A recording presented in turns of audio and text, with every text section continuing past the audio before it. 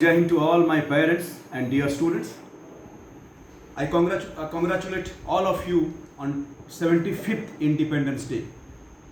We are in the age of pandemic, so we are virtually celebrating the 75th Independence Day.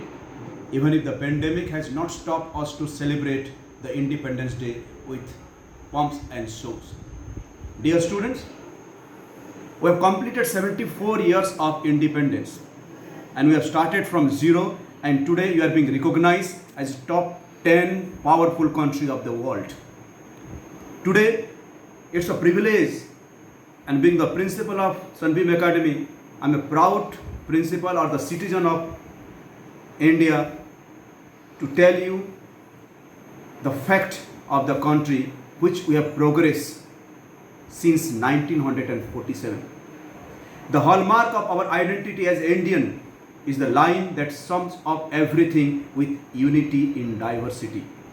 It's a country with, or otherwise known as rainbow country, with diversity in terms of religion, culture, ethnicity, languages, and each and every aspect. Even geographical locations and the climates are also variant.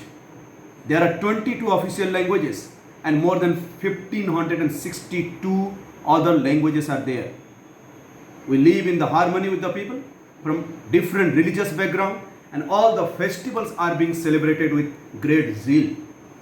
In fact, in our country, people from all religious, ethnic and cultural backgrounds are given a warm welcome, and hence the saying that goes, Atithi Devo Bhava. This is the only country in the world which profess and practice and propagate secularism.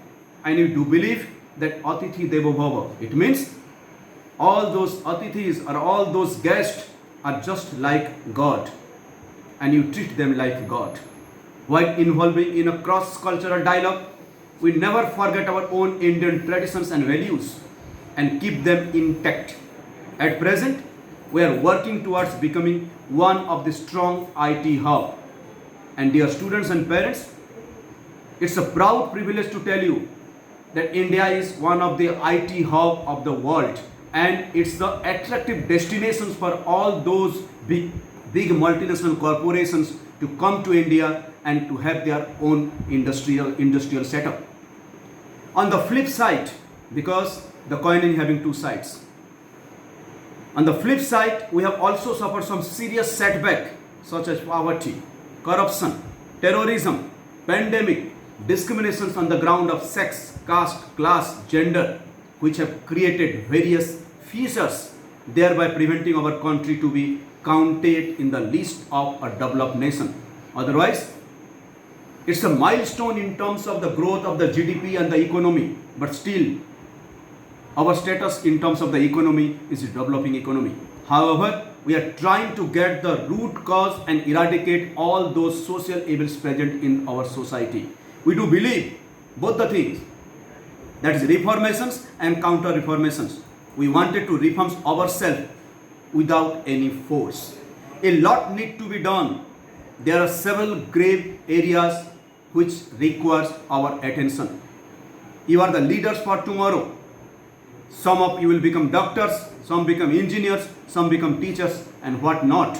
But always remember one thing, my dear, to never compromise with your work principles, ideology and your ethics, and govern your life as an honest, responsible citizen of your country. And please try to give something to your nation, something to your motherland. It will then really be done of your actual freedom. Thus, it is extremely important to not overlook the struggling period of those times which our predecessors had to put up with, and rather value this freedom and think critically in what way we can make the best use of this freedom and make our country proud globally. India is being recognized globally. Our diplomatic relationship is praiseworthy. Our work in world peace is praiseworthy. Our achievement during the time of the pandemic by providing medical supplements to across the world and vaccinations diplomacy is praiseworthy in the world. We should consider ourselves extremely fortunate to have been born in free, independent nation when we can give wings to our imaginations and all our desires, when we are not subjugated to the despotic, tyrannical rule of the Britishers. We are counted amongst the least of the world's biggest democratic nations. And in terms of the democratic nations, you are the biggest in terms of the demography, also in terms of democracy, where the rights of its citizens are not being compromised with, and every citizen has the right to voice his or her opinions and do everything without harming the interest of others. There is still a long way to go. Our nation is still a developing nation and not a developed nation. It is you, the youth of our country. You are the path maker, torch bearer for the country, who will bring favorable change in our country and take it to the new heights of growth and prosperity. However, my dear friends and students, we have responsibility to shoulder and further work for the betterment of our nation. We are still in a progressive stage. That's why I told our economic status is a developing nation and are not counted among the category of the developed nation. So we have a far way to go, and let us go to not to let go waste the sacrifice of our forefathers. We have to realize the dream of our own forefathers of making India a developed nation which is free from corruption and all the social evils. Let us cultivate a vision of our motherland and work towards realizing the vision where everyone have equal opportunity, where our women can feel safe, where no child is deprived of at least the basic education. So dear friends, my dear students, teachers and parents, let us work towards a better tomorrow. This is all I have to say today. Jai Hind, Jai Bharat.